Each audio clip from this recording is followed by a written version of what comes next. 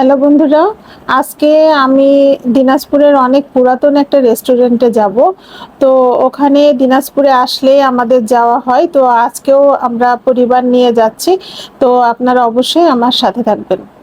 এই যে আমরা চলে যাচ্ছি দিনাজপুরের কালীতলার চেম্বার অফ কমার্সের মোড়ে।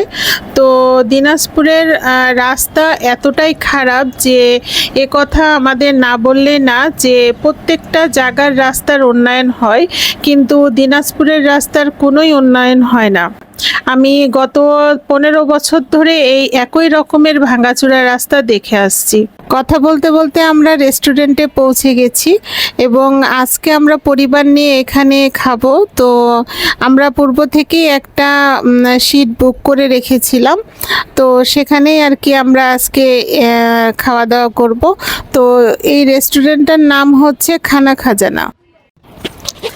তো আমরা সবাই রেস্টুরেন্টের ভিতরে প্রবেশ করছি এবং রেস্টুরেন্টটা আগের তুলনায় অনেকই সুন্দর করেছে এবং ফ্যামিলি নিয়ে বসার জন্য আলাদা স্পেসও আছে এবং সেখানে আমাদের আগে থেকে এই টেবিলটা বুক করে রাখা ছিল এবং খাবারেরও অর্ডার দেওয়া ছিল।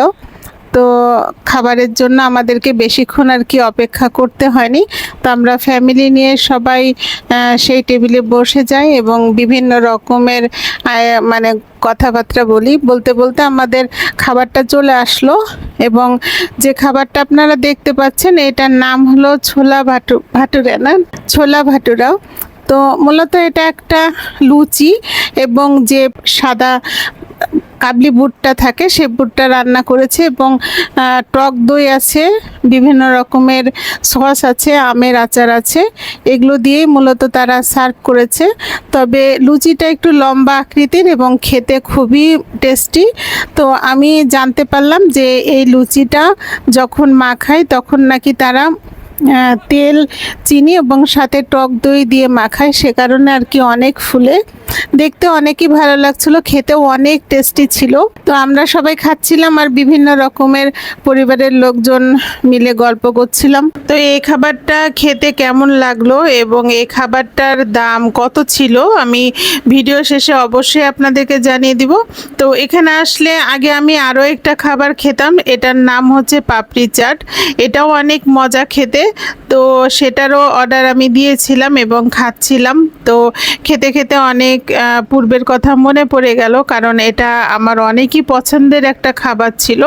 অনেক ক্রিস্পি হয় আর অনেকই মজা হয়। তো বাসায় আমরা এখন চলে যাব। তো বাসায় যাওয়ার সময় তাদের এখানে দেখলাম বুটের হালুয়া এবং হচ্ছে মতিচুরের লাড্ডু করে রাখা আছে।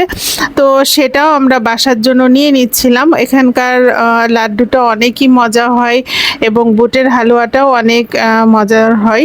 তো পরিশেষে আর কি সব কিছু নিয়ে যখন বিল দিব, ঠিক সে সময় আমার ছোট বোন ব্যাগ থেকে টাকা বের করে বিল দিয়ে দিচ্ছিল। আর এখানে খাবারের দাম ছিল প্রতি প্লেট 140 টাকা করে।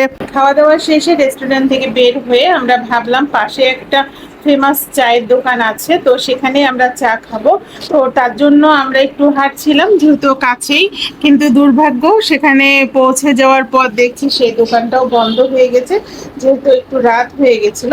তো কি আর করা, ফ্যামিলির লোকজন নিয়ে আমরা একটু ছবি তুলছিলাম, ভিডিও করছিলাম। তো এখানে হচ্ছে আমার ছোট বোন, ভাইয়ের 2টা মেয়ে। আমরা বলছিলাম যে আমরা 4জন হচ্ছে আমার বাবার বংশের লোক। এই যে আমার এটা ভাই, মানে আমার ছোট ভাই, এই কয়জনই আমার বংশের লোকজন। আমরা এভাবে করে ছবি তুলছিলাম একই ফ্রেমে এবং তখন আর কি আমার ভাইয়ের পাশে আমার ভাবিকেও নিলাম, ভাবিও আসলো। এরপরে হচ্ছে আমরা সবাই মিলে অনেকই আনন্দ করছিলাম। আসলে পরিবারের সাথে অনেকই ভালো লাগে। আর এই যে পুতুলটা দেখছেন, এই পুতুলটা হচ্ছে আমার ভাইয়ের ছোট মেয়ে। আমার ভাইয়ের 2টাই মেয়ে, আর এই পুতুলটাকে নিয়ে আমরা অনেক এনজয় করেছি এবং আমার এই পুতুলটার জন্য অনেক দোয়া করবেন, আমার পরিবারের জন্য দোয়া করবেন এবং সবাই অনেক বেশি ভালো থাকবেন। আল্লাহ হাফেজ।